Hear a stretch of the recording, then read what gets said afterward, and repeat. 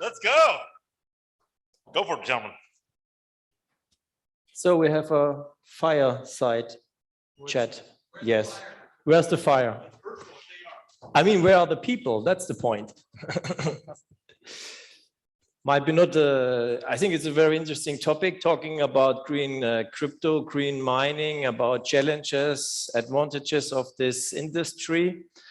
And but people are more interested in food, something very simple. So it has also to do with fire, original. So what do you think? I think having a session at virtually the last part of the event has its impact. So we might as well stir up with some views either sides, and I think that'll invoke some kind of feedback and takeaways for people. So I think it'll be good for us to quickly start with a snapshot on what brings us here and what the backgrounds are, and then we can quickly get into sharing our thoughts on the topic. Yes, maybe we start with a kind of introduction. Maybe you want to start? Sure. So good afternoon, everyone. Thanks for having us over. So very quickly, Blume is an early stage venture firm. We are based in India. We're a team of 25 people, and we invest across the seed and pre-series A investments.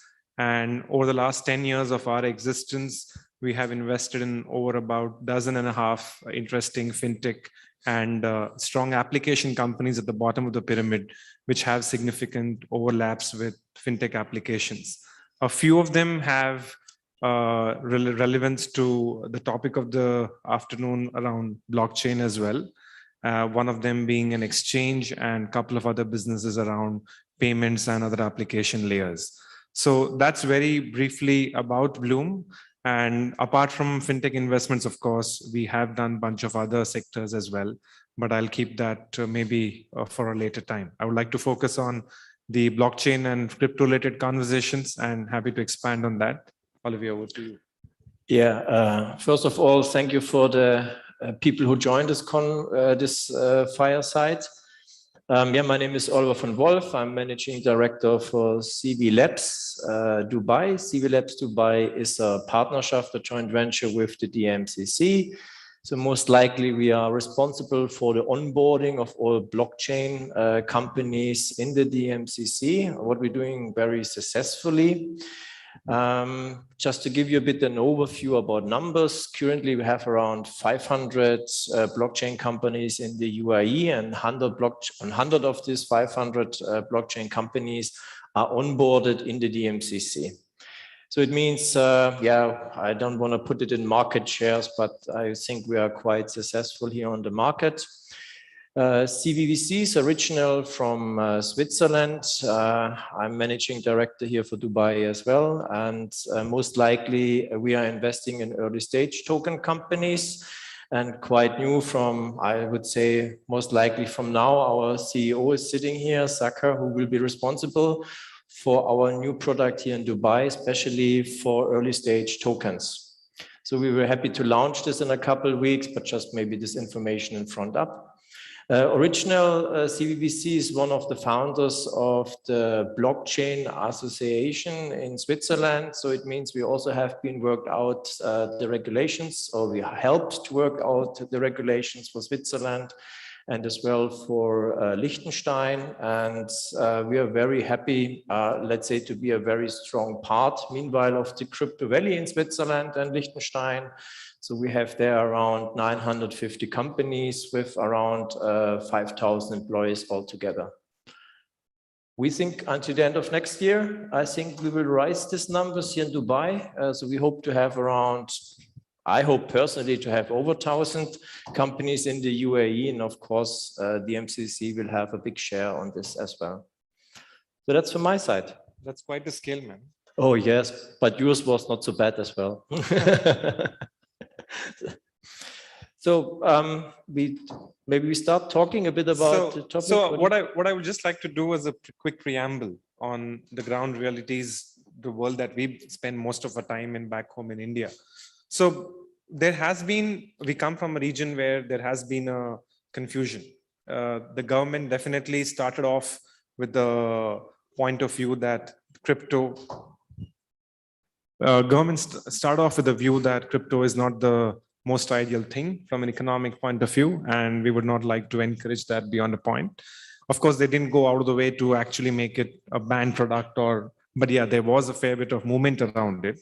And today, the way the ground reality stands is that they have classified this as not a legal tender. That said, there has been a very significant interest around crypto in the country, and we are growing at a very frantic pace.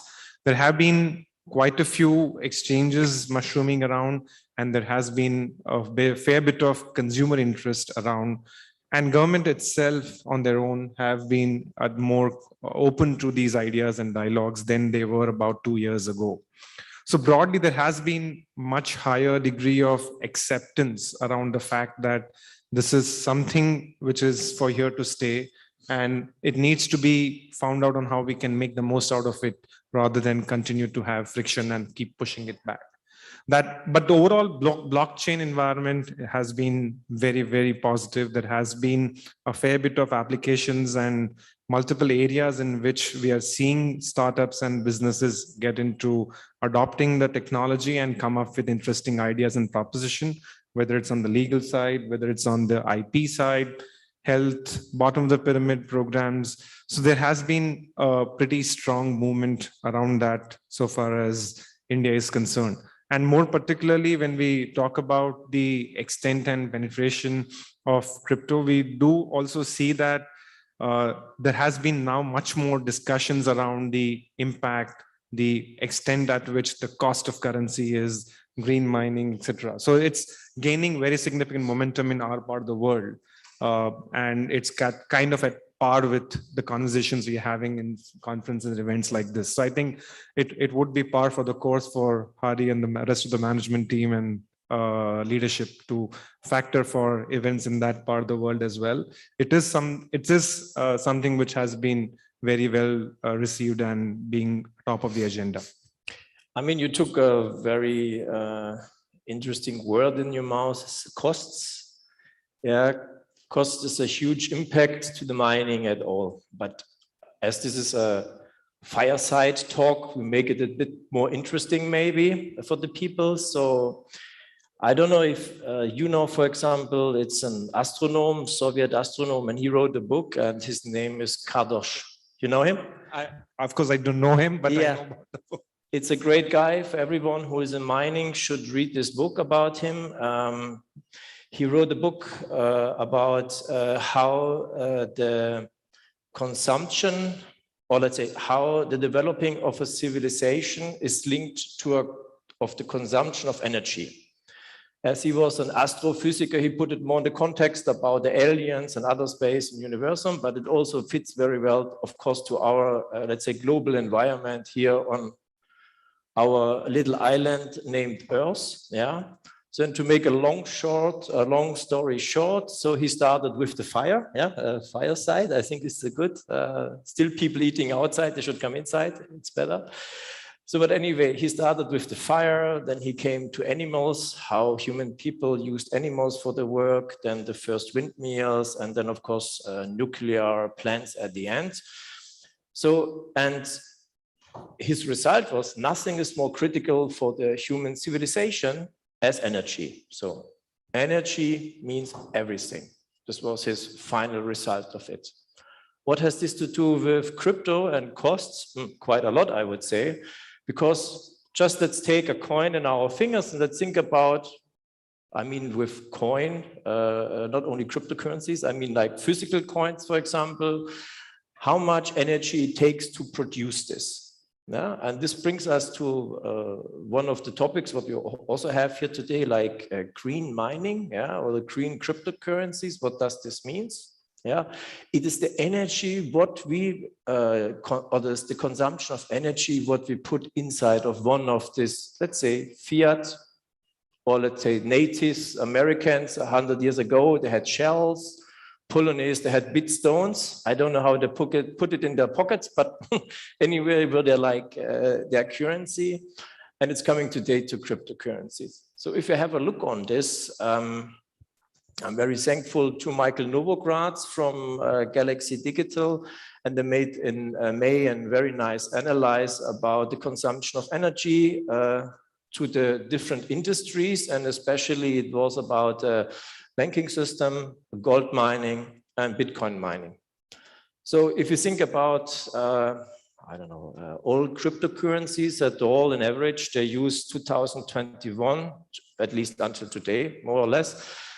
The year's not over, like 200 terawatt hours. And if we compare this to the result of the study, so banking system is using 260 terawatt hours, yeah, and gold mining, it's by 240.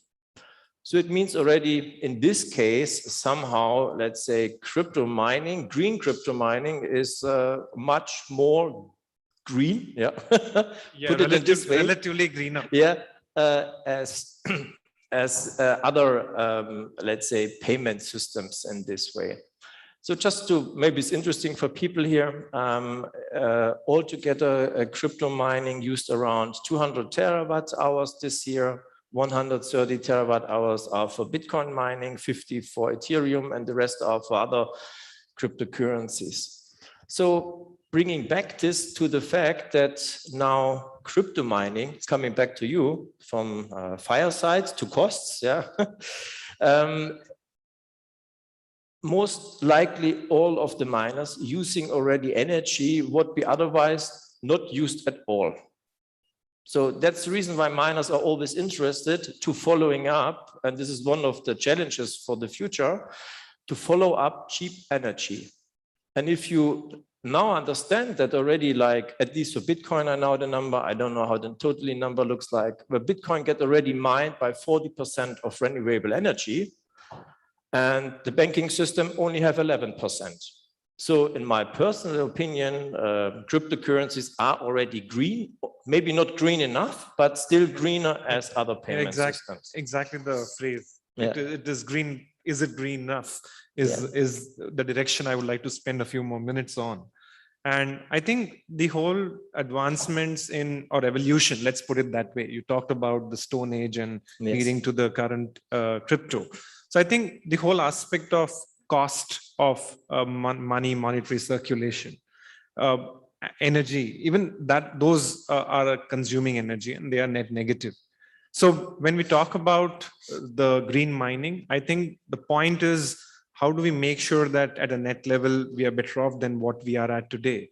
Otherwise, fundamentally, whichever forms of assets or currencies we talk about, we're not way too worse off from what the real world or the non-virtual world realities exist.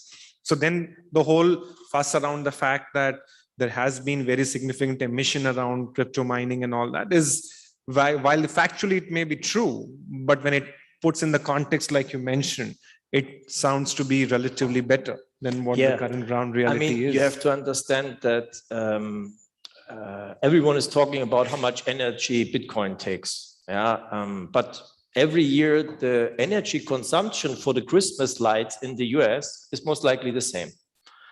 So if central bankers telling us in interviews, I don't want to attack them, no, not at all, but if they're telling us something about how much energy crypto would take, you always can say, hey guys, you need more.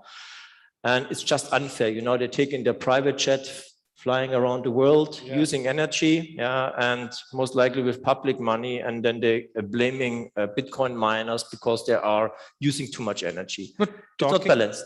Talking about the energy, I think one also needs to acknowledge the fact that with the growing investments, at least in some parts of the world where renewables have been fairly invested into, we also have a massive opportunity to make sure that rather than lose a power which is produced with renewables, you don't have a choice. There's only so much you can store and hold. So there are ways and means, and there is significant effort going on to make sure that you're leveraging on that power, which is otherwise going to be wasted anyway. And your best shot is using the crypto. You can't really plug and play those on the real systems because there's archaic systems or different infrastructure. So I think the opportunity of making it better definitely stands. And while we are relatively greener, but I do also believe strongly that there are significant developments which will shape up the greening of it from where we are at today, or may make it from light green to dark green? Yeah, also the challenges here, if we talk about the opportunities, there are also challenges for the industry. Actually, I would categorize them maybe in four main challenges altogether. First one, I think, will be the geographical diversification. Yeah, what we will see. Second one, it's the regulation, and with the regulation, there will come a lot of mergers and also like a kind of consolidation of the market, what is like on an economic perspective usual in young markets as the mining industry is. And I would say the fourth one is really that the miners, they're going from a short-term business plan to a long-term business plan. Yeah, and we see this already, like the developing. I don't know what will be next stage, but we came from single production to pool production, for example. And I think it's very interesting what you said about the costs. Maybe you can say a bit more about it from the business plan perspective. Sure. So I think from the way the renewable energy sources are being stacked up, there is a significant work around the innovations around it. So before we go on to that, I think one critical aspect of a business plan around the mining is the assets. And whatever we discuss and whatever is read and said in all the papers being published, the big aspect which doesn't have a solution yet is around the real infrastructure. The systems and the machines that are deployed in the mining process are heavy infrastructure and costs. And ultimately, they are very, very sophisticated and usage are limited for that purpose. And they end up outpacing over the next 18 to 30 months.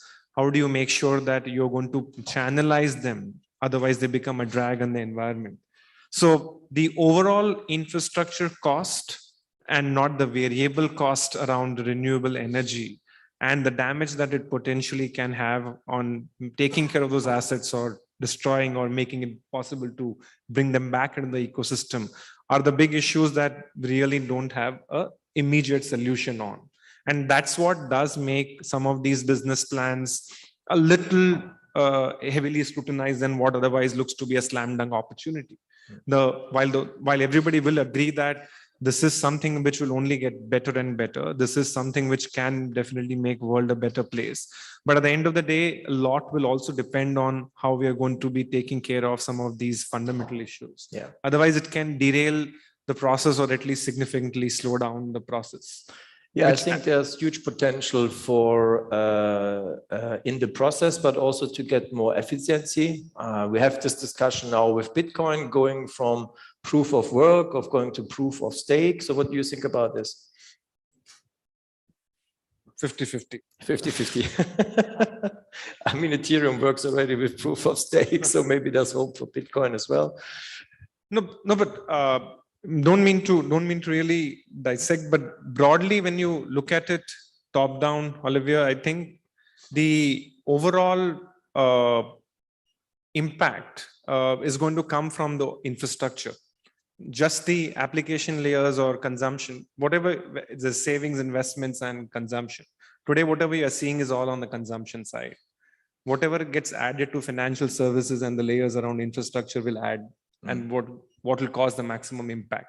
And that's what drives me towards these opportunities. The pure play consumption ideas will, at the end of the day, be catapulting this and make it more in vogue, but that's where it ends.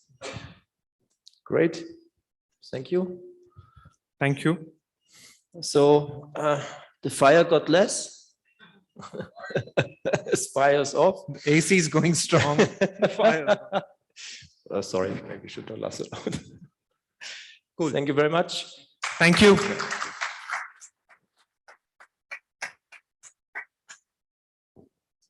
Yeah.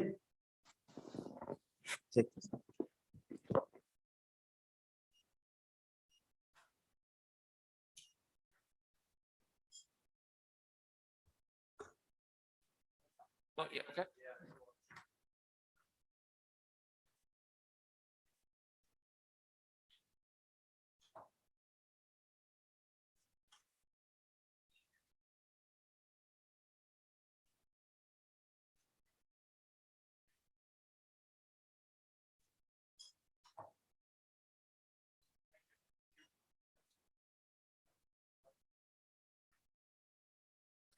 Okay, so we were supposed to do the award ceremony right now, but apparently the votes are very, very close by between the different projects. By now, we have finished almost 90% of the meetings, so we thought we would have a clear 3 top winners, but apparently it's very, very close. So we're gonna do the ceremony at 3:30 in half an hour instead of now. Please help yourself to some coffee, a little bit of juices, some fruits, and let's meet up again at 3:30 for the award ceremony. Thank you very much.